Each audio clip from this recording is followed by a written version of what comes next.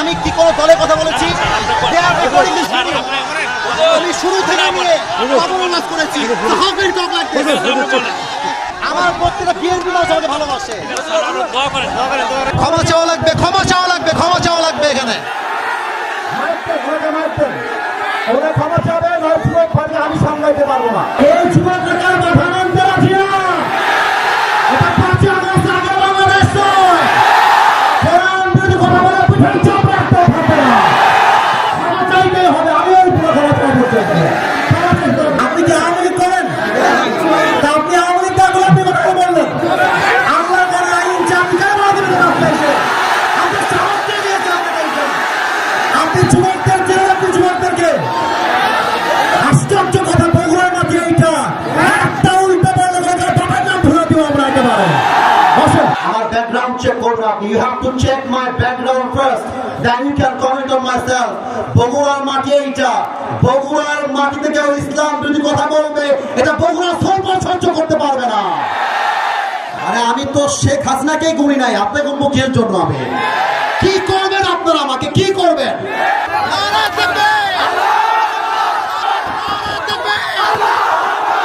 আজ থেকে কেউ যদি বাধা দেয়, তোমরা আমার বাংলার যুবক ভাইরা ওদের বাবার নাম ভুলা দিবে। যেখানে যেই নেতা বাধা দিবে জুতা প্রাণে নামাই দেওয়া হবে। আমি কি কোনো দলের নাম বলেছিলাম? কাউকে গালি দিয়েছিলাম? দাঁড়ান দাঁড়ান দাঁড়ান, আমার ভূমিকার কথা শুরু হয়েছিল 3.5 হাত মাটির কবর দিয়ে। যুবক ভালো বলো, আমি এতগুলো আয়াত বললাম। আচ্ছা উনি, আচ্ছা তোমরা থামো থামো থামো থামেন থামেন থামেন প্রিয় ভাইয়েরা, আমরা কোনো মারামারি চাই না। আল্লাহর কোরআন দিয়ে আইন চলবে, এটা কোনো রাজনৈতিক কথা হইতে পারে? এটা মুসলমানদের কলিজা হবে। আগামী সংসদ চলবে কোরআন দিয়ে। সেই বেড়াবাজার পেছন রাখতেও থাকবে না যুবক ভাইয়েরা আমার। আপনারা বুঝবেন আমাদের এলাকায়, এটা আমি কিছু বলবো না আজকে। তোমরা আমার সঙ্গে থাকবো তো ইনশাআল্লাহ? তোমরা আমার পক্ষে আছো তো ইনশাআল্লাহ? আবার দেখা হবে রাসূলুল্লাহ ওয়া তাওয়াক্কাল ওয়াসিল মুমিনিন। ইনশাআল্লাহ দেখা হবে ইনশাআল্লাহ।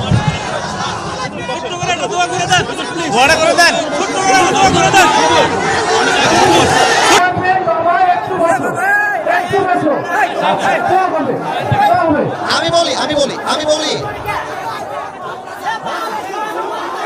ক্ষমা চাওয়া লাগবে, ক্ষমা চাওয়া লাগবে, ক্ষমা চাওয়া লাগবে এখানে। ক্ষমা চাবে আমি সামলাইতে পারবো না। ওনাকে ক্ষমা না চাইলে মাফলে তো হবে না। যুবক ভাইরা বাপুদেরকে ছাপ দিয়ে দিয়ে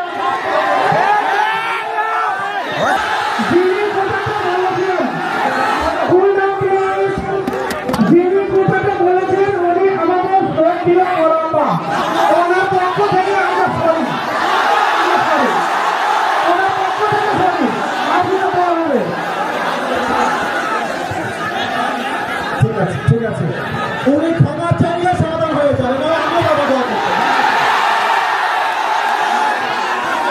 উনি ক্ষমা চাইলে এই যুবক নেতার মাথা নামতে রাখি না। এটা 5 আগস্ট আগে বাংলাদেশ নয়। কোরআন বিরোধী কথা বলে পিঠের চাপ রাখতে থাকে না। ক্ষমা চাইতেই হবে। আমি ওই পুরো ক্ষমা চাইতে চাই। ক্ষমা চাইতে হবে, ক্ষমা চাইতে হবে। সবাই বসে পড়ে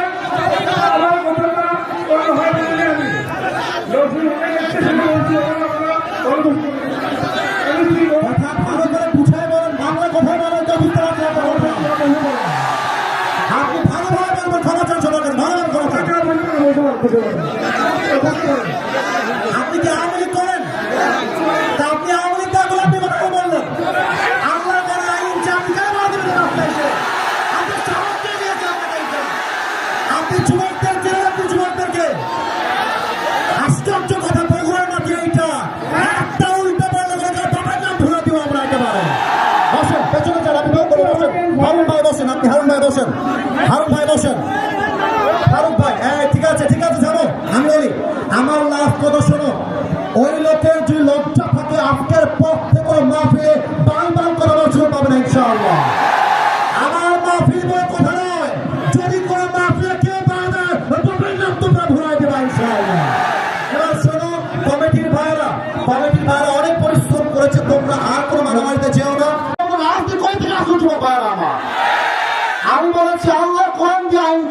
মুসলমান হিসেবে এটা আমার নৈতিক দায়িত্ব, ঠিক না বলে? আমি একবারের জন্য বলে তো দলকে ভোট দেওয়া লাগবে। আমি বলেছি পার্লামেন্ট চলবে আল্লাহর কোরআন দিয়ে, এখন দলের কথার ব্যাপারটা মুসলমানদের কথা চলবে।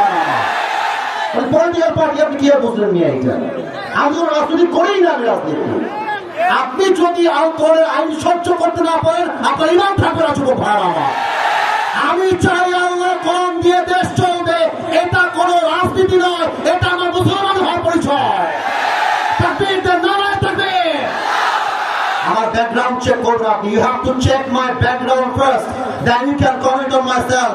বগুড়ার মাটি এইটা, বগুড়ার মাটিতে কেউ ইসলাম বিরোধী কথা বলবে, এটা বগুড়া সহ্য করতে পারবে না। আমি কোনো আকাশ থেকে ভেসে আসছিলাম, ওই বগুড়ার প্রত্যেকটা যুবক পূজাতে ভালোবাসে। হ্যাঁ যুবক, তোমরা সাক্ষী দাও, তোমরা সাক্ষী দাও। আমি কোন দলের নাম বলেছি? কোন দলকে ভোট দেওয়ার কথা বলেছি? আমি জাস্ট বলেছি আল্লাহর জমিনে আইন যদি পাস করতে হয়, ব্রিটিশ আইন নয়, আল্লাহর কোরআন দিয়ে আইন পাস করতে হবে। এই কথা যদি রাজনীতি হয়ে যায়, আপনার মাথায় টুপি করার নাই, পাঞ্জাবের দরকার নাই, আপনি জিন্সের প্যান্ট করে ঘুরে বেড়ান। সাবধান আব্বাজান, আমাদেরকে রাগায় দিবেন না আব্বাজান। আমি হয় বাঁচবো, থামো থামো থামো থামো থামো, আমি হয় বাঁচবো না হয় মরবো। বাট যতদিন বেঁচে আছি হকের কথা বলতে আপোষ করতে পারবো না। আমি 1.5 ঘন্টা যাবত ওয়াজ হয়েছে, রেকর্ড হয়েছে। কেউ যদি বলতে পারে আসিফ হুজুর একটা দলের নাম বলেছে, আমি জীবনে ওয়াজ করবো না। তোমরা বসে আছো, দলের নাম বলছি, দলকে ভোট দেওয়ার কথা বলছি, তোমাদের অসম্মান করার কথা বলেছি? আমি জাস্ট বলেছি ধর্ম ইসলাম মুখে নয়, কাজে আমার মানতে হবে। আপনি খালি নামে বলবেন আমার নাম মোহাম্মদ, আর কাজে বলবেন ব্রিটিশ আইন চাই, মানুষের আইন চাই, এটা মুসলমানের পরিচয় হতে পারে না। অতএব আব্বাজান, আমি আপনাকে ভালোবেসে বললাম, আপনার মিডিয়া রেকর্ড হয়ে গেছে, এটা মিডিয়া রেকর্ড হয়ে গেছে, কারণ কিন্তু কোটি মানুষ দেখে ফেলবে এটা। এর জন্য কোথায় কি বলতে হয়, কতটুকু বলতে হয়, সাবধান হয়ে বলতে হবে। এখানে এটা 5 আগস্টের আগের বাংলাদেশ নয়, এটা 5 আগস্টের পরে বাংলাদেশ। আরে আমি তো শেখ হাসিনাকে গুনি নাই, আপনাকে মুখের জন্য আমি কি করবেন? আপনারা আমাকে কি করবেন? আমার যুবক ভাই আমার সঙ্গে আছে, একটা চুলকে ভয় করতে পারবো না আমার এই মাটিতে। এখানে কিন্তু বিএনপির ভাইয়েরা বসে আছে, এখানেই কিন্তু জামাত ইসলামের ভাইয়েরা বসে আছেন। একটা কথা বলে দিয়ে যাই, মারামারি করবেন না। মারামারির কথা আমি আসিফ হুজুর কখনো বলি না। আমি মিলায়ে দেওয়া পছন্দ করি, আমি বিচ্ছেদ পছন্দ করি না। এই যুবকরা আমাকে চেনে, একটু একটু কয়েকজন যুবক চেনে। আমি যখন কথা বলি, আমি আজ পর্যন্ত কোনো দলকে কখনো আঘাত দিয়ে কথা বলি নাই। এবং আমি যখন কথা বলি, তোমরা যারা আমাকে চেনো, আমাকে সবাই চেনে তা আমি দাবি করব না, বাট আমি কখনো আমার চেহারায় মুচকি হাসি ছাড়া কাউকে ছোট করে কথা বলতে পছন্দ করি না। বিএনপি মুসলমান, জামাত ইসলাম মুসলমান, জাতীয় পার্টি মুসলমান, চরমোনাই মুসলমান, শর্ষিনা মুসলমান, যত পার্টি আছে এনসিপি, দে আর অল মুসলিমস। বাংলাদেশের প্রত্যেকটা দলের নেতা হচ্ছে সাচ্চা মুসলমান। আমার প্রশ্ন, now this question to everybody, those who are here and those who are listening my lecture right now, যারা আমাকে শুনছেন সবার কাছে আমার প্রশ্ন, বিএনপি যদি মুসলমান হয়, জামাত ইসলাম যদি মুসলমান হয়, জাতীয় পার্টি যদি মুসলমান হয়, এনসিপি যদি মুসলমান হয়, চরমোনাই যদি মুসলমান হয়, তাহলে আগামীর সংসদ, আগামীর পার্লামেন্ট কোরআন দিয়ে চলবে না কেন? আমাদের দাবি জামাত ইসলাম হিসেবে নয়, আমি কোনো পলিটিক্যাল পার্টির সাথে I am not connected with any political party in Bangladesh. I am just talking about on this matter as a citizen of Bangladesh.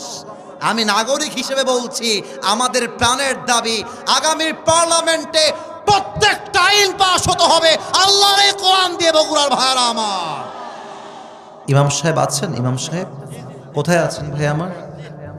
ওয়ালাইকুম আসসালাম, মাশাআল্লাহ। আমাদের মসজিদের ইমাম সাহেবও এখানে উপস্থিত রয়েছেন। সত্য কথা বলতে আমি এখানকার কোনো খবর জানি না, বাট আমার মনে হয় যে ইমামরা সমাজে সবচাইতে বেশি সম্মান পাওয়ার যোগ্য, কিন্তু তাদেরকে বেতন দেওয়া হয় সবচাইতে কম, সবচাইতে কম। আপনারা নিউজ দেখেছেন মুরব্বী এবং যুবক ভাইয়েরা যে খেলোয়াড়ের বেতন নাকি বাংলাদেশে 12 লাখ টাকা, 15 লাখ টাকা, 17 লাখ টাকা তাদের বেতন। তো আমার দাবিটা হচ্ছে একজন খেলোয়াড় যার কাজের সাথে ইসলামের ন্যূনতম কোনো সম্পর্ক নেই, কোরআনের কোনো সম্পর্ক নেই, তার বেতন যদি দেয় রাষ্ট্র 15 লাখ টাকা, আমার তো মনে হয় ইমামের বেতন হওয়া দরকার 20 লাখ টাকা। আল্লাহ ইমাম সাহেবের সম্মানকে তুমি আকাশচুম্বী করে দাও, পড়েন সবাই আমিন। জনাব মোহাম্মদ আব্দুল বারী প্রামাণিক, আরও আছেন জনাব আলহাজ মোহাম্মদ মতিউর রহমান প্রামাণিক। অনেকের নাম, তো আমি জাস্ট নামগুলো পড়ছি ওনাদের ভালোবাসা দেওয়ার জন্য, ওনাদের সম্মান জানাবার জন্য। আমরা দোয়া করে দিই সহসভাপতি যারাই রয়েছেন, আল্লাহ সবাইকে যেন ইসলামের খাদেম হিসেবে কবুল করে, পড়েন সবাই আমিন। আজকে এই প্রোগ্রামে প্রধান অতিথি আছেন জনাব মোহাম্মদ আশরাফুল আলম, স্টোর অফিসার, রূপায়ণ housing state limited, Dhaka. Sir কি এসেছিলেন? এখনো আছে? ও মাশাআল্লাহ স্যার, মাশাআল্লাহ, ভেরি স্মার্ট। বসে পড়েন স্যার। আমাদের স্যার যে আমাদের মাঝে আছে, আমরা খুশি না বেজার? আমরা দোয়া করি আল্লাহ তাআলা আমাদের প্রিয় আশরাফুল আলম ভাইকে যেন ওমরে ফারুক রাদিয়াল্লাহু তাআলা আনহুর মতো ইসলামের সৈনিক হিসেবে কবুল করুক, পড়েন সবাই আমিন। আমার পূর্বে কথা বলেছেন মাওলানা মোহাম্মদ আলী মুর্তজা খান, অত্যন্ত চমৎকার কথা বলে গেছেন বলে আমি বিশ্বাস করি। আল্লাহ ভাইয়ের কথা অনুযায়ী আমাদের সবাইকে যেন আমল করার তৌফিক দান করেন।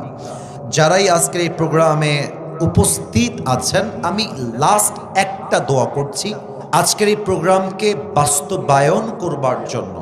যারা 2 টাকা হলেও দান করেছে, যারা মেধা দিয়ে, শ্রম দিয়ে, সহযোগিতার হাত বাড়িয়ে দিয়েছে, আল্লাহ সবাইকে তুমি আজ যেমন এই কোরআনের বাগানে মেহমান হিসেবে কবুল করেছ, জান্নাতুল ফেরদাউসেও তুমি আজকের মতো আমাদের সবাইকে মেহমান হিসেবে কবুল করে নিও। আমিনটা বগুড়ার সাউন্ডে হয় না, আরেকবার বলেন তো আমিন। বগুড়াবাসী কেমন আছেন আপনারা সবাই? ধুনোটে একবার আলহামদুলিল্লাহ, আমি ভালো আছি ভাইজান। আমার ভালোবাসার মানুষটা আমার খবর নিয়েছে আর কি। একবার এসেছিলাম, ধাক্কা ঠাক্কা খেয়ে মাটিতে উল্টায় পড়ে গেছিলাম, ছেলে পেলের ধাক্কা। আমার হাত অলরেডি এখনো কাটা আছে, হালকা শুকাইছে। এই একদিন আগে হাত কেটে গেছে, পাও কেটে গেছে। আসলে যুবকদের ভালোবাসায় কোনো ভেজাল নেই, যত সব ভেজাল হচ্ছে মেয়েদের ভালোবাসায়, তাই না? ওরা কিন্তু ভালোবাসলে কলিজা দিয়ে ভালোবাসতে পারে। তো যুবক ভাইরা, আজকে আমরা কলিজা ভরে ওয়াজ শুনবো, তোমরা থাকবা তো ইনশাআল্লাহ? আল্লাহ যেন আমাদেরকে দোয়া পর্যন্ত থাকার তৌফিক দান করে, পড়েন সবাই আমিন। আমার তো মনে হচ্ছে আজকের এই মাহফিলে আমার মুরব্বী আব্বাজান এসেছে 10%, আর 90% এসেছে আমার কলিজার টুকরা যুবক ভাইরা।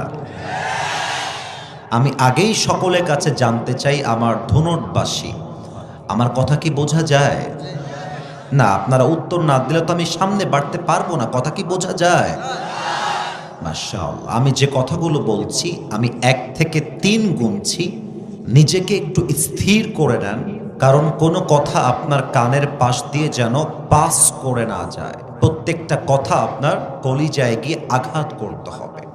আমি 1 থেকে 3 গুনছি, সবাই একটু নড়ে চড়ে স্থির হয়ে মনোযোগী হয়ে যান। 1, 2, 3। আপনি যেই মাটিতে এখন বসে আছেন, আগামীকাল সেই মাটিতে আপনার 3.5 হাত মাটির ঘর হবে। আপনি যে মাটিতে এখন বসে দাপট দেখাচ্ছেন, এটা আমার বাড়ি, আমার এলাকা, আমার বগুড়া, আমার বাপের মাটি, এটা আমার ঘর। জাস্ট রুহুটা বের হয়ে যাবে, আপনার আসল ঠিকানা হয়ে যাবে 3.5 হাত মাটির কবর। কবর এমন একটা জায়গা, যে মানুষটা বালিশ ছাড়া ঘুমাতে পারতো না, সে মানুষটাও একদিন বালিশহীন মাটিতে শুয়ে থাকবে। যে মানুষটা গরম সহ্য করতে পারতো না, গরম, ফ্যান দাও, এসি লাগাও, ফ্যান দাও, এসি দাও, একটা মুহূর্তের জন্য যে মানুষটা গরম সহ্য করতে পারতো না, সে মানুষটাও একদিন এসিহীন, ফ্যানহীন, অন্ধকার ঘরে সাদা কাফনের কাপড়ে প্যাকেট হয়ে শুয়ে থাকবে। যে নারী আজকে সাজ সজ্জা, শাড়ি, গহনা, মেকআপ, পুরো দেহটা অলংকার দিয়ে ভরা, রূপে তার গৌরবে সে বাঁচে না, এই মানুষটাও যদি আজ রাতে মারা যায়, আগামীকাল তার সমস্ত শাড়ি খুলে, কাপড় খুলে, 3.5 হাত মাটির কবরে সাদা কাফনের কাপড়ে প্যাকেট করে চিরজীবনের জন্য শুয়ায় দেওয়া হবে। কবর এমন একটা জায়গা যারা অন্ধকার ভয় পেত, অন্ধকার আমার ভয় লাগে, না না না রুমে লাইট দাও। গোরস্থান ভয় লাগে, অন্ধকার যাব না যাব না, অন্ধকার দেখলে আমার কলিজা শুকিয়ে যায়। ওই মানুষটাও অনন্তকালের জন্য 3.5 হাত মাটির অন্ধকার কবরে শুয়ে থাকবে। দুনিয়াটা হচ্ছে ভাড়া বাড়ির মতো। ভাড়া বাড়িকে আপনি যতই ডেকোরেট করেন, যতই সাজান, বাড়িওয়ালার নোটিশ যখন চলে আসে যে বাড়ি ছাড়তে হবে, বাড়ি যতই সাজানো হোক, বাড়িওয়ালা যখন বলবে যে বাড়ি আমার ছাড়তে হবে, বাড়ি আপনাকে ছাড়তেই হবে। এই দুনিয়াটা হচ্ছে ভাড়া বাড়ির মতো। যতই সাজান, যতই গোছান, সারাটা জীবন প্রবাসে গিয়ে দেশে থেকে মাথার ঘাম পায়ে ফেলে বুকের তাজা রক্তকে পানি করে যতই বাড়ি সুন্দর করেন, ভাড়াটিয়ার আসল মালিক যখন ডাক দিয়ে বলবে your time is over, you just have to come to me, তোর আসার সময় হয়ে গেছে, বাস, যতই সাজানো গোছানো বাড়ি হোক সব কিছু ফেলে রেখে যেতে হবে এক সত্তার কাছে। বলেন সবাই, তিনি কে? আপনারা আমার কথা যদি একটু বুঝতে সমস্যা হয় আমাকে একটু বলবেন, আমি আরেকবার জিজ্ঞেস করি, আমার কথা কি বোঝা যায়? এত শখের বাড়ি, আমরা মাঝে মাঝে গৌরব করে বলি যে এটা আমার বাড়ি। এই দেখো কত সুন্দর করে সাজিয়েছি, গেট দেখো, গেটের দাম 1 লাখ টাকা। এটা আমার বাপের বাড়ি, এটা আমার দাদার বাড়ি, এটা আমার নিজের বাড়ি। But always remember one thing, always মাথায় রাখবেন এই বাড়ির মালিক আপনি নন। এই বাড়ির আসল মালিক একজন বগুড়াবাসী। আল্লাহর নামটা আসতে নয়, জবান দিয়ে বলেন তো আসল মালিক কে? পরের জায়গা পরের জমিন ঘর বানায় আমি রই, আমি তো সেই ঘরের মালিক নই। পরের জায়গা পরের জমিন ঘর বানায় আমি রই, আমি তো সেই ঘরের মালিক নই। সেই ঘরখানা যার জমিদারি, আমি পাই না তাহার হুকুম জারি, আমি পাই না জমিদারের দেখা, আমি পাই না জমিদারের দেখা, মনের দুঃখ কারে কই, আমি তো সেই ঘরের মালিক নই। একটু গান তো আমার সাথে, পরের জায়গা পরের জমিন, আমি তো সেই ঘরের মালিক নই। একটু গান না, পরের জায়গা পরের জমিন, আমি তো সেই ঘরের মালিক নই। ঘরের মালিক কে গো ভাই? না, এটা বগুড়ার সাউন্ড তো হলো না, আরেকবার, ঘরের মালিক কে গো ভাই? প্রতিদিন এই মাটি কবর আপনাকে ডাক দেয়। কি বলে ডাক দেয় জানেন? এটা যদি আপনি শোনেন না, আপনার ঈমান যদি 1 ফোঁটাও থাকে, আপনার গায়ের পশমগুলো দাঁড়িয়ে যাবে। প্রতিদিন কবর আপনাকে ডাক দিয়ে বলে, এই আমি তোর আসল ঘর, আমি তোর আসল বাড়ি, তুই আমার থেকে যতই পালিয়ে যাস না কেন, দিন শেষে কিন্তু তোকে আমার ঘরে ফিরে আসতে হবে। তুই আমাকে যতই ভুলে যাস, আমি কিন্তু তোরে ভুলি নাই। তুই যতই দূরে পালিয়ে যাস, তুই কিন্তু আমার থেকে দূরে নস। জাস্ট নিঃশ্বাসটা যে ফেললি, সেকেন্ড নিঃশ্বাস যে নিতে পারবি, তোর কাছে কোনো গ্যারান্টি নাই। একবার নিঃশ্বাস বন্ধ হয়ে যাবে, তুই আমার ঘরে আজীবনের জন্য ঢুকে যাবে। প্রত্যেক দিন কবর বেনামাজিকে ডাক দিয়ে বলে, এই বেনামাজি, তুই যখন ফজরের নামাজটা বাদ দিয়ে বাসার মধ্যে ল্যাপ মুড়ি দিয়ে, কম্বল মুড়ি দিয়ে শুয়ে থাকিস, আমি তোকে দেখে বড্ড অবাক হই আর বলি, কিরে তোর কি ওঠার সময় হয় নাই? কিরে তোর কি নামাজের প্রতি গুরুত্ব জাগে নাই? কিরে তুই কি আমার ঘরে আসবি না? কিরে তুই কোন ঘুমে ডুবে গেলি? এই ঘুম তো তোর নাও ভাঙতে পারে। তুই যদি বলিস আমি আজকে নয় কাল থেকে নামাজি হব, কাল থেকে রোজা রাখবো, কাল থেকে দাড়ি রাখবো, কাল থেকে সুদ ছাড়বো, কাল থেকে বিড়ি ছাড়বো, কাল থেকে পর্নোগ্রাফি রাখবো, ছেড়ে দিব, সব বাদ দিয়ে দিব, বেটা মাথায় রাখিস, তোর মতো হাজারো যুবক যারা বলতো কাল থেকে ভালো হয়ে যাব, কাল থেকে ভালো হয়ে যাব, ওই কালটা আর আসে নাই, ওরা সেদিনই কবরের বাসিন্দা হয়ে গিয়েছে, ঠিক কিনা বলে? আল্লামা ইকবাল লিখেছেন, হুয়ে নাম ওয়ার বেনিশা कैसे कैसे जमी खा गई नौजवा कैसे कैसे। ये जगह जी लगाने की दुनिया नहीं है, ये इबरत की जा है तमाशा नहीं है। तुझे पहले बचपन ने बरसों खिलाया, जवानी ने फिर तुझको मजनू बनाया, अजल तेरा कर देगी बिल्कुल सफाया। मेरे दोस्त, ये दुनिया जगह जी लगाने की नहीं है, ये दुनिया इबरत है, तमाशे की कोई जगह नहीं है, ठीक है ना बोले? वमल हयातुद दुनिया इल्ला मताउल गुरूर। This life of this world is nothing more than play and entertainment. আল্লাহ কি কথা বলছে আপনাকে আমাকে? আল্লাহ বলছে, এই যে চাকচিক্যময় দুনিয়া দেখছিস, একটু আমার দিকেই আপনারা তাকান না। আমি কিন্তু অহংকার নিয়ে কোনো কথা বলছি না আমার বগুড়ার ধুনটবাসী। এই যে আমার পাঞ্জাবিটা, এটা পাকিস্তানি ড্রেস। আমি যেটা বলছি এটা বোঝেন, আমি অহংকারের জন্য বা আমি অনেক বড় লোক আমি এটা বোঝাচ্ছি না। আমার মূল মেসেজটা বোঝার ট্রাই করবেন।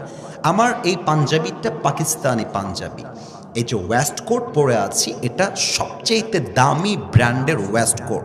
আমার টুপিটা পাকিস্তান থেকে একদম স্পেশালি আমার সাইজে আমি বানিয়ে এনেছি। আমার হাতের যে ঘড়ি অনেক দামি ঘড়ি, টুপি দামি, চশমা দামি, জামা দামি, ওয়েস্ট কোট দামি।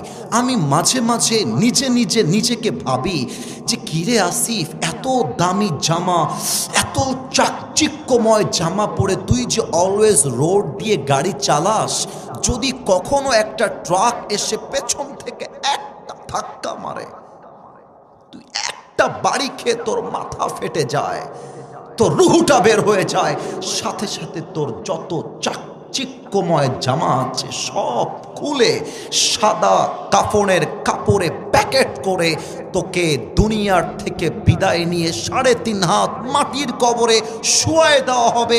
এটার নামই তো দুনিয়ার জীবন, ঠিক কিনা বলে? রূপেরই গৌরবে সাজিয়াছ সাজ, সোনা দানা কত কি আর রাজকী পোশাক। যেদিন প্রাণ চলে যাবে সবই পড়ে রবে, প্রাণ চলে যাবে সবই পড়ে রবে। গায়ে দেবে মার কিনো থন রে মন আমার, কেন বাঁধো দালান ঘর, একদিন মাটির ভেতরে হবে ঘর রে মন আমার, কেন বাঁধো দালান ঘর, ঠিক কিনা বলেন? দেহ তোমার চর্ম চর গলে পচে যাবে, শিরার উপর শিরাগুলি ছিন্ন ভিন্ন হবে, মন্ডু মিরু দণ্ড সবই হবে খণ্ড খণ্ড, মন্ডু মিরু দণ্ড সবই হবে খণ্ড খণ্ড। পড়ে রবে মাটির উপরে মন আমার, কেন বাঁধো দালান ঘর। একটু গান তো আমার সাথে। একদিন মাটির ভেতরে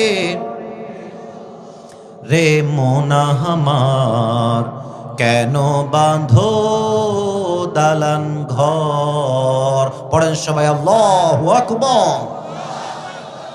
আমরা সেই 3.5 হাত মাটির কবরের জন্য আজকে প্রস্তুতি নিতে চাই। আজকে মজা করতে চাই কম, চোখের পানি ফেলতে চাই বেশি। এবার আপনাদের কাছে আমার প্রশ্ন, আল্লাহর কাছে কি প্রিয় হতে আমরা চাই? আমার যুবক ভাইয়েরা, আব্বা জানেরা, বলেন তো কবরে কি আমরা শান্তি চাই? শেষ প্রশ্ন, এবার যেন কেউ বাদ চলে না যায়। চোখটা বন্ধ হওয়ার পরে, মৃত্যুর পরে আমরা জান্নাত কি চাই? আল্লাহ গো, আমি অধম, খুব ভালো ওয়াজ করতে পারি না আল্লাহ, তবে তুমি আমার জবানে আজকে এমন কথা বের করে দিও যার দ্বারা আমিও জান্নাতি হতে পারি, আমার সবাই যেন আজকে জান্নাতুল ফেরদাউসের মেহমান হতে পারি। পড়েন সবাই আমিন। আমি সবাইকে এই মুহূর্তে 3টা প্রশ্ন করব, অ্যাক্টিভ থাকতে হবে যেন উত্তর কোনোভাবেই ভুল না হয়ে যায়। আমার ধুনটবাসী জেহেনটাকে অ্যাক্টিভ করেন, মনটাকেও একদম অ্যাক্টিভ করেন, একদম ঠান্ডা মাথায় কলিজা দিয়ে বোঝেন এবং উত্তর দেন। বলেন তো, the life we are leading in this world right now, যে দুনিয়াতে আমরা এখন আছি, যেই জীবনে আমরা আছি, বুঝলে উত্তর দিবেন, না বুঝলে চুপ থাকবেন, আমি উত্তর দিব। বলেন তো, এটা কি পরকাল না ইহকাল? হ্যাঁ, রাইট আনসার, ডানে বামে না আমার দিকে বলেন সবাই, পরকাল না ইহকাল? ইহকাল। এখন মূল প্রশ্ন, বলেন তো ইহকালের জীবন বেশি উত্তম না পরকালের জীবন বেশি উত্তম? Right answer. আরেকবার বলেন, দুনিয়ার জীবন বেশি উত্তম না আখিরাতের জীবন বেশি উত্তম? প্রমাণ হলো আল্লাহর কোরআন, 30 নম্বর পারা সূরাতুদ দুহার 4 নম্বর আয়াত। আল্লাহ রাব্বুল আলামিন বলছেন, ওয়ালাল আখিরাতু খায়রুল লাকা মিনাল উলা। আমি আল্লাহ রাব্বুল আলামিন দুনিয়ার জীবনকে অধিক উত্তম করে বানাই নাই, বরং আমি আল্লাহ রাব্বুল আলামিন দুনিয়ার জীবনের চাইতে আখিরাতের জীবনকে হাজার হাজার গুণ বেশি উত্তম করে বানিয়ে দিয়েছি। কোন সবাই সুবহানাল্লাহ। The life of hereafter is much more better than this worldly life. দুনিয়ার জীবনটা উত্তম জীবন নয়, বরং আমি আল্লাহ তাআলা দুনিয়ার চাইতে আখিরাতকে সেরা করে বানায় দিয়েছি। সুবহানাল্লাহ কইতে পারলেন না আমি আপনারা? এবার আমার দ্বিতীয় প্রশ্ন, একটু আমার দিকে তাকান। চেহারা দেখার জন্য বলছি তা না, কিন্তু একটু আমাকে দেখে অবজার্ভ করবেন, আর প্রশ্ন করলে উত্তর সবাই দিবেন না, 2 থেকে 3 জন উত্তর দিবেন, তাতেই এনাফ হয়ে যাবে। আমি আসিফ হুজুরকে দেখে, আপনাদের সরাসরি দেখে আনুমানিক একটা আইডিয়া করে বলেন তো কত বয়স মনে হচ্ছে? 2-1 জন বললেই হবে। 25 একটা উত্তর পেয়েছি। আর কারো কোনো উত্তর আছে? 26-27। মাশাআল্লাহ, আপনাদের উত্তরটা একদম কাছাকাছি, একদম 100 রাইটও না, আবার রাইটের বাহিরে নয়, একদম কাছাকাছি। এবার আর একটা প্রশ্ন, এবার মুরব্বী আব্বাজান একটু খেয়াল করেন, স্টেজে তো আছেই, সামনে যারা আছেন একটু খেয়াল করবেন এই প্রশ্নটা। এখানে এমন কোনো মুরব্বী কি বসে আছেন যার বয়স 50-এর উপরে? থাকলে একটু হাত তুলবেন, বেয়াদবি নেবেন না আমার কথায়। 50+, এই যে 1 2 3 4 5, হাত নামান আব্বাজান, হাত নামান। এবার আমাকে উত্তর দেন তো, দুনিয়ার জীবনটা কি বেশি লম্বা না পরকালের জীবন বেশি লম্বা? তো ভয়টা কিসের? উত্তরটা আমি পাইলাম না কেন? আবারও বলছি, দুনিয়ার জীবন বেশি লম্বা না পরকালের জীবন বেশি লম্বা? দলিল হলো আল্লাহর কোরআন, 30 নম্বর পারা 4 নম্বর পৃষ্ঠা, সূরাতুন নাজিআতের 46 নম্বর আয়াত তথা একদম শেষ আয়াত। কান্নাহুম ইয়াওমা ইয়ারাউনাহা লাম ইয়ালবাথু ইল্লা আশিয়াতান আও দুহাহা। এই আয়াতের অর্থ যখন আমি পড়ি, আমার কলিজার মধ্যে ধুক ধুক ধুক ধুক ধুক ধুক শুরু হয়ে যায়। এত মারাত্মক আয়াত।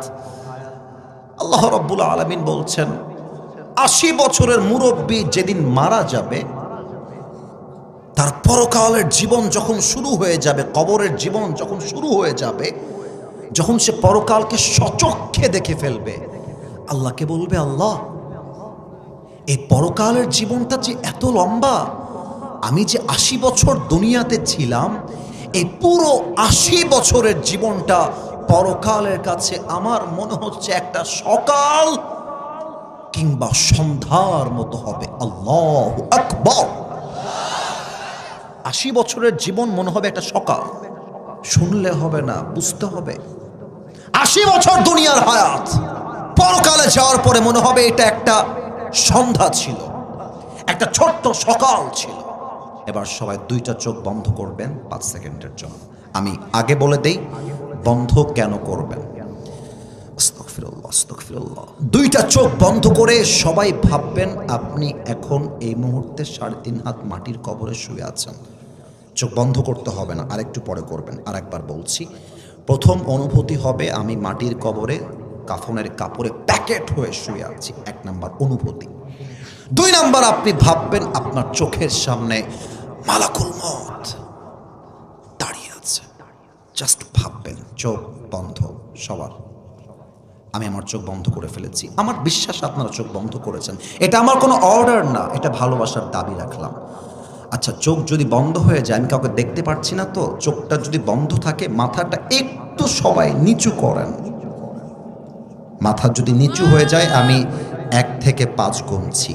1, একটু ভাবেন আপনি কবরে শুয়ে আছেন, একটু ভাবেন, একটু ভাবেন যে আগামীকাল ফজরের পরে আপনার জানাজার নামাজ শুরু হয়ে যাবে। আমি 1 থেকে 5 গুনছি। 1, 2, 3, 4, 5। চোখ খোলেন, আমার দিকে তাকান। মৃত্যুকে আল্লাহ তাআলা 2টি ভাগে ভাগ করেছেন। এক হচ্ছে নামাজি বান্দার মৃত্যু, আর এক হচ্ছে বেনামাজি বান্দার মৃত্যু। নামাজি বান্দার সামনে যখন মালাকুল মউত এসে দাঁড়িয়ে যাবে, তার হাতের চামড়ার রং হবে সাদা ধবধবে, দেহে থাকবে লম্বা একটা সাদা জুব্বা, দেখতে হবে একদম তাগড়া যুবকের মতো।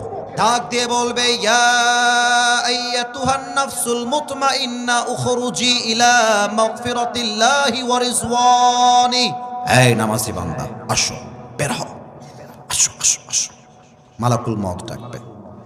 নামাজি বান্দা বলবে, আইনাল খুরুজ, जाना है तो कहाँ जाना है, मेरा आखिरी ठिकाना कहाँ पर है, मुझे बताओ, যাবো কোথায়। এবার একটা হাদিস বলছি, সুবহানাল্লাহ, কেউ যেন আস্তে পড়বেন না, জোরে পড়বেন। আগে তর্জমাটা করে দেই। মালাকুল মউত বলবে, ইলা মাগফিরাতিল্লাহি ওয়া রিজওয়ানি, আসো আসো, আরে আল্লাহর জান্নাত তো তোমার অপেক্ষায় বসে আছে, তুমি জাস্ট বের হয়ে আসো। সুবহানাল্লাহ পড়বেন না আপনারা? এবার আমার হাতের দিকে তাকান, এটা তো টিস্যু, এমন কেউ নেই যে জানে না। কিন্তু খেয়াল করেন তো, এই টিস্যু কি ধনুটবাসী, গোল না চারকোনা? ভয় পেয়ে গেছেন, উত্তর কিন্তু সঠিকই দিয়েছেন আপনারা। আবারও, গোল না চারকোনা? চারকোনা। হাদিসটা প্র্যাকটিক্যালি বোঝাচ্ছি, বাম হাত না ডান হাত দেখবেন। Look at my right, look at my right hand, ডান হাত দেখবেন। নামাজি বান্দার রুহুকে কবজ করবার জন্য মালাকুল মউত তার ডান হাতটা আলতো করে বাড়ায় দিবে। আমি একটু পেছনে যাচ্ছি হাদিসটা প্র্যাকটিক্যালি বোঝাবার জন্য। একটু পেছনে গেলাম, সাউন্ডটা হালকা কম যাবে। মনে করেন আমি একটা অভিনয় করছি, আমি একজন নামাজি বান্দা, আমি শুয়ে আছি বাসার ভেতরে, আমার মৃত্যুর সময় চলে এসেছে, পরকালের লাইফটা এখনই স্টার্ট হয়ে যাবে। মালাকুল মউত আসবে, ডান হাতটা আলতো করে বাড়াবে। রুহু যখন হালকা করে বের করবে, হাদিসে আসছে একটা পিঁপড়া কামড় দিলে যেই পরিমাণ কষ্ট হয়, তার চাইতে কম কষ্ট দিয়ে নামাজি বান্দার রুহুকে কবজ করা হবে। তাও সুবহানাল্লাহ বলতে পারলাম না। এবার এইটার দিকে তাকান, কাফাম মিন আকফানিল জান্নাহ ওয়া হানুত মিন হানুতিল জান্নাহ। নামাজি বান্দার রুহুকে কবজ করার জন্য আল্লাহ তাআলা জান্নাত থেকে একটা লাল রেশমি রুমালের চাদর জান্নাত থেকে দুনিয়াতে নামাজি বান্দার জন্য স্পেশালি গিফট হিসেবে পাঠিয়ে দিবে। সুবহানাল্লাহ। এখানে অনেক যুবক বসে আছো যার মোবাইল ফোন পকেট থেকে বের করে যদি আমি চেক করি, কেউ যদি হাসেন আপনার ঈমান দুর্বল, হাসবেন না। অনেক যুবকের ফোন চেক করলে ওর ফোনে এখন উলঙ্গ মেয়েদের ভিডিও আর ছবি খুঁজে পাওয়া যাবে। এখানে অনেক অডিয়েন্স বসে আছে, দর্শক বসে আছে যার পকেট চেক করলে এই মাহফিল থেকে এখন বিড়ির প্যাকেট বের হবে, এখনই বের হবে। এখানে অনেক অনেক যুবক বসে আছে, যেই যুবকগুলো এই মাহফিলে এসে তার গার্লফ্রেন্ডকে মেসেঞ্জারে মেসেজে রিপ্লাই করেছে, এখানেই আছে। না, আমি আবারও বলছি, আমি তোমাকে হাসির খোরাক দেই নেই। কেউ কারো দিকে তাকিয়ে হাসতে যেও না। যার যার গুনাহ তাকে আল্লাহর সঙ্গে বুঝতে দাও। You just have to look at my face. তুমি আমার দিকে তাকাও, আমার দিকে তাকাও। এমন বেনামাজি যুবক, এমন বেনামাজি মুরব্বী, এমন বেপর্দা মহিলা, যখন তার সামনে মালাকুল মউত আসবে, তার এই চোখটা হবে বিশাল লম্বা, আর হাদিসে আসছে চোখটা হবে লাল টকটকে, একদম লাল। আমি একটু বোতামটা খুললাম, এই পুরো দেহের চামড়াটা হবে নীলাভ বর্ণের চামড়া, নীল। পা থাকবে জমিনে, মাথা থাকবে আকাশ বরাবর, বিশাল লম্বা দেহ হবে তার। গায়ের পোশাকটা হবে কালো কুৎসিত পোশাক। বেনামাজি যখন তার দিকে একবার তাকায় দেখবে, মালাকুল মউতের ভয়ঙ্কর চেহারা দেখে বেনামাজি থরথর থরথর থরথর করে কাঁপবে, এরকম এরকম করে কাঁপবে। আর মুখের এই ডান পাশ দিয়ে সাদা সাদা ফেনা বের হওয়া শুরু হবে, ফেনা ফেনা। বেনামাজির দিকে মালাকুল মউত একটা চিৎকার দিয়ে ধমক দিবে, ইয়া আইয়াতুহান নাফসুল খাবিসা উখরুজি ইলা গাযাবিল্লাহ। এই বেনামাজি বের হ, একটা ধমক দিবে, বেনামাজির দিকে তাকায়, আর বেনামাজির রুহটা ছিঁড়ে বের হবে। একবার ডান দিকে দৌড় দিবে, বাম দিকে দৌড় দিবে, একবার পেছনের দিকে দৌড় দিবে। এবার বেনামাজির দিকে মালাকুল মউত তার বাম হাতটা বাড়াবে। এবার আমার বাম হাত দেখবেন সবাই, look at my left hand. বাম হাত দেখেন। He will take his left hand just like step back, পেছনে নিবে মালাকুল মউত তার বাম হাতটা, পজিশন সেট করে। বেনামাজি মুরব্বী, বেনামাজি যুবক, বেনামাজি মা, বেনামাজি বোন রুহের দিকে একটা থাবা মারবে। থাবা মারার সাথে সাথে যখন রুহটাকে বের করে আনবে, হাদিসে আসছে একটা জীবিত ছাগলকে জাবেহ না করে তার চামড়া কেউ যদি ব্লেড দিয়ে এমন করে ছিঁড়ে ফেলে, ছাগলটার যে পরিমাণ কষ্ট হয়, তার চাইতে কমসে কম 70 গুণ বেশি কষ্ট দিয়ে বেনামাজি বান্দার রুহকে কবজ করা হবে। বলেন সবাই নাউজুবিল্লাহ। এই কথা শুনেও যদি আজকে থেকে নামাজ কেউ না পড়ে, আমার তো মনে হয় তার চাইতে হতভাগা আর কেউ হতে পারে না, ঠিক কিনা বলেন? রুহ যখন কবজ হয়ে যাবে, আমার আব্বা 7 বছর আগে মনে পড়ে গেল, তাই বলছি, বলা যাবে না? আমি একটা কথা বলবো, এটাও হাদিসের সঙ্গে সম্পৃক্ত, যদি পারমিশন পাই তবে বলবো, বলা কি যাবে? 7 থেকে 8 বছর আগে আমার আব্বা হার্ট অ্যাটাক করেছিল। হার্টের পেশেন্ট আমার বাবা, 3 বার হার্ট অ্যাটাক করেছে। তো রাজশাহী কলেজে আমার আব্বাকে আমরা ভর্তি করলাম, রাজশাহী মেডিকেল কলেজে। আমি তখন এতটা প্রফেশনালি বক্তব্য শিখি নাই, বা আমি এত ফেমাস বা ভাইরাল যাই বলেন, আমি কিছু ছিলাম না এরকম। আমি একদম সাধারণ একজন ছেলে ছিলাম, একদম সাধারণ ছেলে। মেডিকেলে গেলাম বাবাকে দেখার জন্য। আমি কিন্তু ফালতু আলাপ না, এটাও হাদিসের সঙ্গে মিলাই দিচ্ছি, একটু বোঝার চেষ্টা করবেন। মেডিকেলে গেলাম তো কীভাবে বোঝাই, আমার দিকে একটু তাকাবেন, স্টেজটা একটু দেখবেন। এটা হচ্ছে আমার বাবার ওয়ার্ড, এটা হচ্ছে গেট, আর ওই যে বাসটা দেখা যাচ্ছে ওইটা হচ্ছে ওয়ার্ডের বাহিরের বারান্দা। কথার কথা বোঝানোর জন্য বললাম।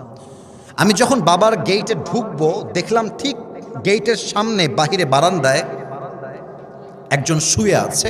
এই বয়স কত হবে, 40-45, দেখতে যুবকই মনে হচ্ছে, বয়স্ক মনে হচ্ছে না।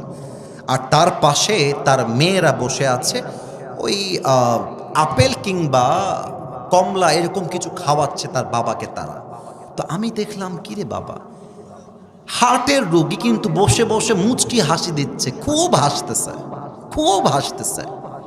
আমি অবাক হয়ে গেলাম, আরে বাবা, হার্টের পেশেন্ট, এত হাসে কেমন করে? ইনি তো সুস্থ হয়ে আছে, এনাকে কে নিয়ে আসছে? আমি নিজে নিজেই বলতেছি, এনাকে কে নিয়ে আসছে? তো সুস্থ আছে।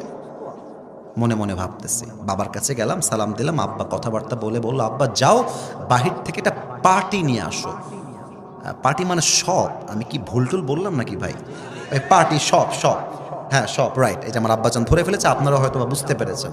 তো পার্টি কিনতে বাহিরে গেছি, এই অন অ্যান অ্যাভারেজ 2 থেকে 5 মিনিটের কম বেশি হবে, 2 থেকে 5 মিনিট।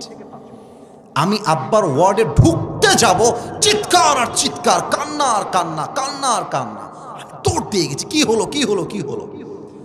দেখতেছি একটু আগে যেই যুবক বয়সী মানুষ মনে হচ্ছিল হাসতেছিল, দুনিয়াতে আর নাই। চোখে দেখা ঘটনা, একদম চোখে দেখা। তো তাকে দেখলাম হালকা হালকা সাদা ফেনা বের হচ্ছে তার জিহ্বার এই পাশ দিয়ে। এটা ভালো মৃত্যুর নমুনা নয়। ভালো মৃত্যু যাদের হয় না তাদের চোখটা উল্টায় যায়, চেহারাটা নীল হয়ে যায়। খারাপ মৃত্যুর নমুনা হচ্ছে জিহ্বার এই ডান পাশ দিয়ে সাদা সাদা ফেনা বের হওয়া শুরু হয়ে যায়। খারাপ মৃত্যুর নমুনা হচ্ছে থর থর থর থর করে কাঁপতে থাকে। এটা ভালো মৃত্যুর নমুনা নয়। রূহ যখন কবজ হয়ে যাবে, এলাকার মসজিদে আপনার নামে এলান শুরু হয়ে যাবে, অমুকের বাবা, অমুকের মা, অমুকের দাদা দুনিয়াতে আর নাই, শেষ। আপনার ছেলে ফেসবুকে পোস্ট দিবে, স্টোরি দিবে, আমার বাবা দুনিয়াতে আর নেই, আমার কলিজার টুকরা মা দুনিয়াতে আর নেই। চতুর্পাশ থেকে লোক ছুটে আসবে আপনার জানাজার নামাজ পড়ার জন্য। কিন্তু যখন আপনার লাশটাকে দাফন করা হবে কবরে, এবার একটা প্রশ্ন করব, উত্তর হয়তো বা 90% বেশি ভুল আসতে পারে। আগে সাবধান করছি, উত্তর যেন ভুল না হয়। বলেন তো, কবরে রাখার পরে মাইয়াতকে প্রশ্ন করা হবে কয়টা? 4টা। কে বলেছেন একটু হাত তুলুন তো ভাই আমার। এই যে 4টা, that is the right answer. মোট প্রশ্ন 3টা নয়, মোট প্রশ্ন হবে 4টা। আমি প্রশ্ন করছি, উত্তর দিবেন আপনারা। বলেন তো, আমার রব্বুক, আমাদের রবকে। আরো জোরে বলতে হবে, আমাদের রবকে। আল্লাহ আমার রব, এই রবি আমার সব, দমে দমে তনু মনে তারি অনুভব। তোমার দুনিয়াতে আমি যেদিকে তাকাই, অথই নেয়ামতে ডুবে আছি সবাই। পাখপাখালির কণ্ঠে শুনি তাসবিহ কলো রব, তাসবিহ কলো রব। আল্লাহ আমার রব, এই রবি আমার সব। রবকে। এবার একটু আমার দিকে তাকান তো, এইটা আমার মুখে কালো কালো কি? এরা ধরতে পেরেছে, আপনারা উত্তর দেন নাই। আর একবার, এইটার নাম আব্বাজান। কবরের প্রশ্ন যতই মুখস্থ করেন, মুখস্থ দিয়ে উত্তর দেওয়া যাবে না আব্বাজান। আগে ঈমান এবং আমল ঠিক করতে হবে, তখন প্রশ্ন মুখস্থ করতে হবে না। আল্লাহ জবাবটা সহজ করে দিবে, ঠিক না বলেন? এবার একটু আমার দিকে তাকায় বলেন তো, আমি যে চাপ দাড়ি রেখেছি, যুবক ভাইরা, আমাকে পাম দেওয়া লাগবে না, যা বলবা মন থেকে। আমি যে চাপ দাড়িটা রেখেছি, আমাকে দেখতে আনস্মার্ট লাগতেছে না? আমি উত্তর পাইনি। আমাকে দাড়িতে কি অসুন্দর লাগতেছে? দেখতে কি আমাকে খ্যাত লাগতেছে? অনেক মেয়ে আছে দেখবা, দাড়িওয়ালা যুবক দেখলে চুলকানি শুরু হয়ে যায়, জ্বালা পোড়া শুরু হয়ে যায়, বলে যে দাড়িওয়ালাকে বিয়ে করতে চাই না, আমার তো গাঞ্জাখোর বেশি পছন্দ হয়। অনেক মেয়ে আছে দেখবা, দাড়িওয়ালা দেখলে নাক ছিটকায়। বগুড়ার ধুনটের ছেলেরা মাথায় রাখবা, যেই মেয়ের দাড়িওয়ালা পছন্দ নয়, তার জন্য বিটিএস এর হিজড়া ছাড়া সেকেন্ড কোন অপশন আমাদের কাছে নাই, যুবক ভাইরা। আরে যেই মেয়ে দাড়ি পছন্দ করে না, সে তো আমার বাড়ির বউ হওয়ার যোগ্যতাই রাখে না। এবার বলেন তো, আমার নবীর মুখে লম্বা লম্বা দাড়ি ছিল কি ছিল না? আমার নবীর মতো সুন্দর কে তল্লাটে আর কেউ হতে পারে? চাঁদের চেয়ে সুন্দর তুমি, নবী আমার কমলিহিওয়ালা। দো জাহানের বাদশাহ তুমি, প্যারা নবী সাল্লে আলা। দো জাহানের বাদশাহ তুমি, প্যারা নবী সাল্লে আলা। চাঁদের চেয়ে সুন্দর তুমি, নবী আমার কমলিহিওয়ালা। সুবহানাল্লাহ পড়বেন না আপনারা মিয়া? এই জন্য দাড়ি রেখে দাও। তুমি দাড়ি রাখলে তোমার কপালে টিকটকার মেয়ে নয়, তোমার কপালে ফাতেমার মতো চরিত্রবান মেয়ে পেলে মিলে যাবে, ঠিক কিনা বলো? আর কি বলবো, দুঃখের কথা, কথা বলতে গেলে তো আপনার রাগটা করতে পারে না। রাগ করবেন আপনারা সবাই? অনেক মা বোনেরা আমাকে শুনছেন বাহির থেকে, কেউ বাড়ির থেকে। কিন্তু আমি কোনো কথা কোনো মেয়েকে আঘাত করবার জন্য বলছি না। আব্বাজান, আমি আপনাকে আঘাত করবার জন্য বলছি না। অনেক মেয়ে আজকাল বোরকা পরে বোঝায় আমি আমার নবীকে অনেক ভালোবাসি, আমি ইসলামকে অনেক ভালোবাসি, কিন্তু বোরকা পরে টিকটকে নেচে বেড়ায়। বলো, এরকম মেয়ে আছে না নাই? বলো বলো বলো। আর একটা রহস্য ফাঁস করে দিয়ে যায়, কবে আবার আসবো? মেয়েরা আবার রাগ করলো সমস্যা না, আমি তো আর আসবো না এদিকে হয়তো বা। আচ্ছা, বলে দিয়ে যায়।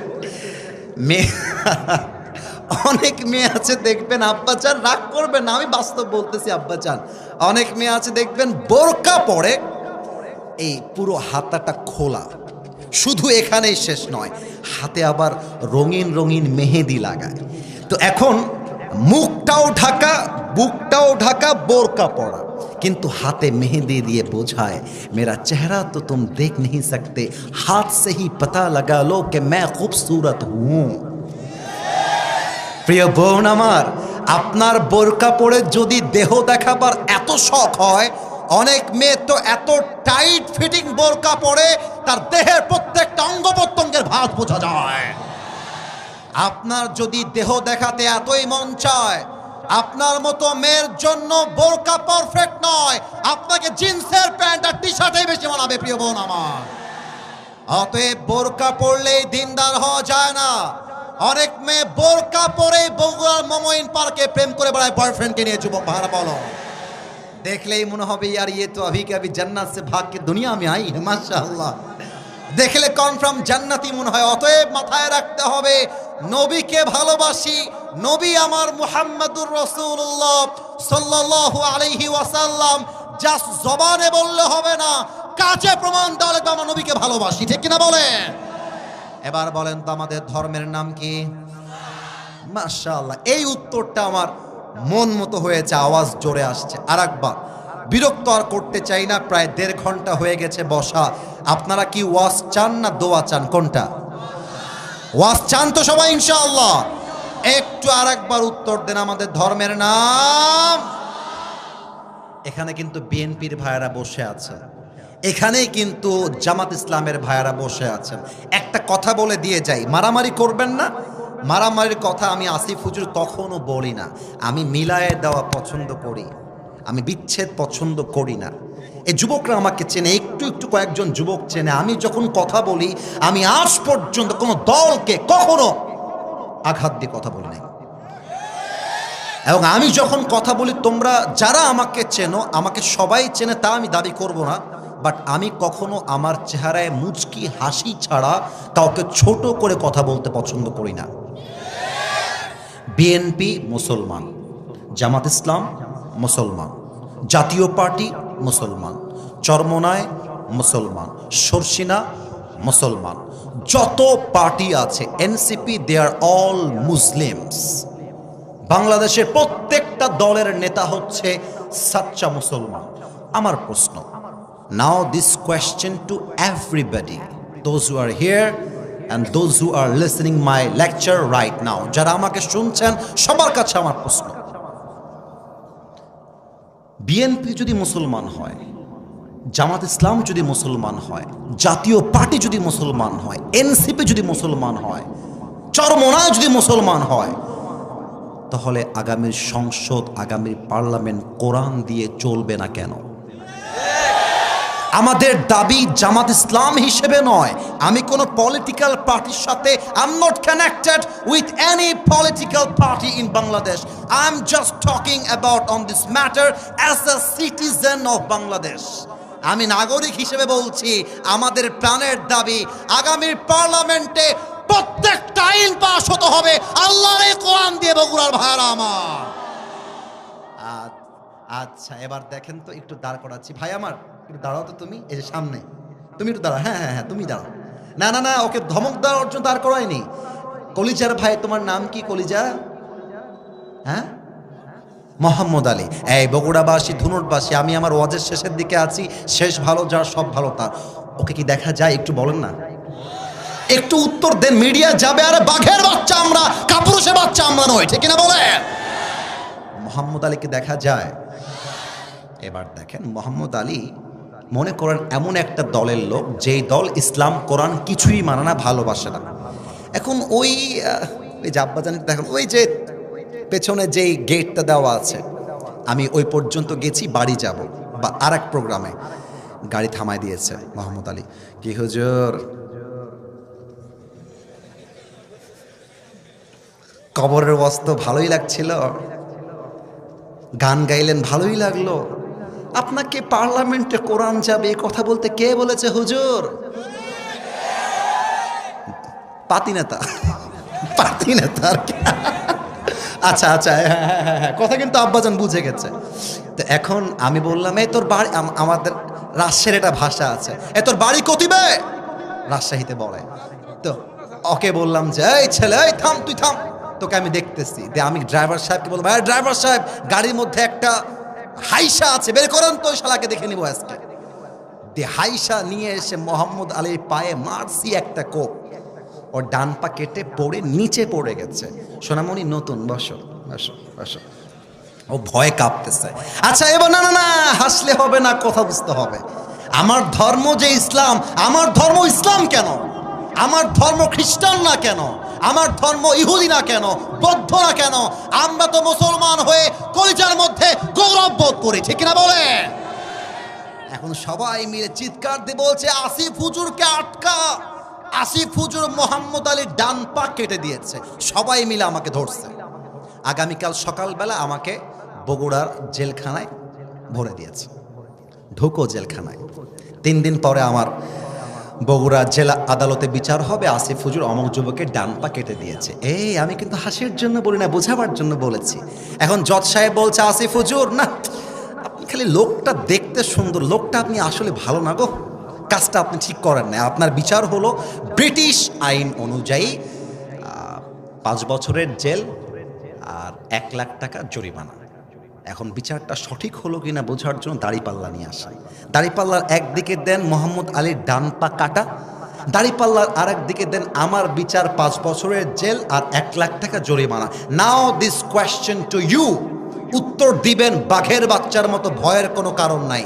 দাড়িপাল্লার ডান দিকে ডান পা কাটা, দাড়িপাল্লার বাম দিকে 5 বছরের জেল, 1 লাখ টাকা জরিমানা। আপনি কিয়ামত পর্যন্ত যদি টান মারেন দাড়িপাল্লার আগায় ধরে, সমান সমান হবে? আপনার একটু জোরে কইলে না কইতে পারি, সমান সমান হবে? আচ্ছা 10 বছরের জেল, 5 লাখ টাকা জরিমানা, আবার টান দেন, সমান সমান হবে? সমান সমান করতে চাইলে আপনাকে আল্লাহর জমিনে আল্লাহর কোরআন দিয়ে সংবিধান কায়েম করতে হবে। কেমন করে? দলিল দিচ্ছি। ওয়াকাতাবনা আলাইহিম ফিহা আন্নান নাফসা বিন-নাফস ওয়াল আইনা বিল আইনি ওয়াল আনফা বিল আনফি ওয়াল উযুনা বিল উযুনি ওয়াস সিন্না বিস সিন্নি ওয়াল জুরুহা কিসাস। আল্লাহ বলছে, কেউ তোমার চোখ তুললে তুমি তার চোখ তুলো, হাতের বদলে হাত, পায়ের বদলে পা, নাকের বদলে নাক, জানের বদলে জান। এটার নাম ইসলামের সংবিধান। এবার আইন পাস করেন আল্লাহর কোরআন দিয়ে। জজ সাহেব বলবে, আসিফ হুজুর ডান পা কেটে দিয়েছে, তোমরাও আসিফ হুজুরের ডান পা কেটে দাও।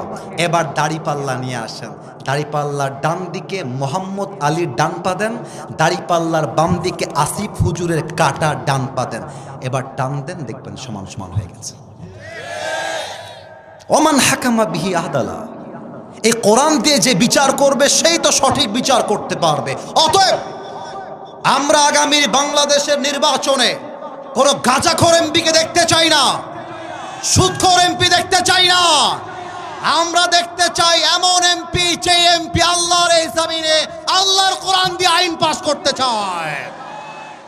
এই হচ্ছে 3টা প্রশ্ন। এবার 4 নাম্বার প্রশ্ন বলেই আমরা শেষের দিকে যাব। 4 নাম্বার প্রশ্ন এবার কবরে হবে। ফেরেশতা বলবে, কি রে বাবা, এ তো একটাও আটকায় না, ব্যাপার কি?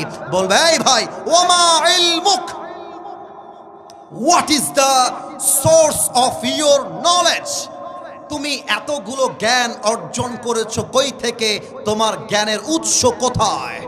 এবার একটু উত্তর দেন। আমাদের জ্ঞানের উৎস একটা কিতাব, কিতাবটার নাম, আপনারা বললেন না, একটু জোরে বলবেন সবাই মিলে, কিতাবটার নাম, আরো জোরে বলতে হবে, জ্ঞানের উৎস কিতাবটার নাম। এবার সবাই 2 হাত তোলেন, সবাই 2 হাত তোলেন প্রিয় ভাইয়েরা আমার। কমিটির সঙ্গে আমার ওয়াদা ছিল সব জায়গায় 1 ঘন্টা ওয়াজ করি, এখানেও 1 ঘন্টা হবে, কিন্তু 1 ঘন্টা পার হয়ে প্রায় 1.5 ঘন্টার কাছাকাছি হয়ে গেছে। তবে কমিটিকে ধন্যবাদ, তারা 10টার পর পর এসে আমাকে স্টেজে উঠিয়ে দিয়েছে। আমরা রাত ভোর নয়, আমরা ওয়াজ কম শুনলেও হবে, বাট ফজরের জামাতটা মিস করা যাবে না, ঠিক কিনা বলে? একটু হাতটা মুষ্টিবদ্ধ করেন, একটু আমার দিকে তাকায় করলে ভালো হবে। এই যে এইভাবে, মাশাআল্লাহ মাশাআল্লাহ। এবার একটু উঁচু করেন, মাশাআল্লাহ। যা বলছি তাই শুনছি, এটা আমার বগুড়ার মাটি, আমার প্রাণের মাটি। একটু আল্লাহকে ডাক দেন, আল্লাহ। আওয়াজটা আগের মতো হয় নাই, আর একবার আল্লাহ। এবার একটু কাশি দিয়ে গলা ঠিক করতে হবে। আমরা কয়েকটা ওয়াদা করব আল্লাহর সাথে, ওয়াদা শেষ দোয়ার দিকে যাব। একটু জোরে আল্লাহ, আর একটু জোরে, ও আমার আল্লাহ, তোমার। একটু বুঝতে সমস্যা হয়েছে, আবারও বলছি, তোমার শাহী দরবারে। একটু জোরে বলেন, দিল থেকে। মাশাআল্লাহ, আমার পেছনে আব্বাজানরা অনেক ভালোবাসে আমাকে, তারাও উত্তর দিচ্ছে। আর একবার, দিল থেকে তওবা করলাম, ও আমার আল্লাহ। মাশাআল্লাহ, আমার পেছনে আব্বাজানের জোর অনেক বেশি দেখছি। না, আমি বলি, আপনারা বলবেন, ও আমার আল্লাহ, তুমি আমার জীবনের সব গুনাহ মাফ করে দাও। তোমরা কিন্তু বলো না এই ভাই, আল্লাহ তো মাফ করতেও পারে, তাই না? বলো, আল্লাহ তো তোমাকে ক্ষমা করতেও পারে। আল্লাহকে বলো, আল্লাহ মাফ করে দাও। পড়েন সবাই আওয়াজ দিয়ে, আমিন। এবার হাতটা নামিয়ে ওয়াদা করেন, এই হাতটা উঠবে না, তবে এই ডান হাতটা বুকে রাখেন। মাশাআল্লাহ, সবাই রেখে দিয়েছে, সবাই রেখে দিয়েছে বুকে, ডান হাতটা বুকে। লাস্ট ওয়াদা, শেষ ভালো যার, সব ভালো তার। বলেন সবাই আল্লাহ, আর একবার আল্লাহ। দিল থেকে নিয়ত করলাম। আর নিয়তটা করো রে ভাই, নিয়তটা করতে সমস্যা কোথায়? তোমরা আমাকে ঘৃণা করো, মনে করো যে আসিফ হুজুরকে আমার পছন্দ না, বাট নিয়তটা তো করতে সমস্যা নেই। বলো সবাই, নিয়ত করলাম আজ থেকে 1 ওয়াক্ত নামাজ, আর আরো জোরে, আর কখনো ছাড়বো না। এবার একটু হাত তুলতে হবে, বলেন সবাই আওয়াজ করে হাত তুলে, ইনশাআল্লাহ। এবার তাকবীরদের হাত তুলে, নারে তাকবীর, লিল্লাহি তাকবীর। আল কোরআনের আলো, আল হাদিসের আলো, কোরআন হাদিস যেখানে, আলেম ওলামা যেখানে, বগুড়াবাসী যেখানে, আল্লাহ যেন কবুল করে। পড়েন সবাই আমিন।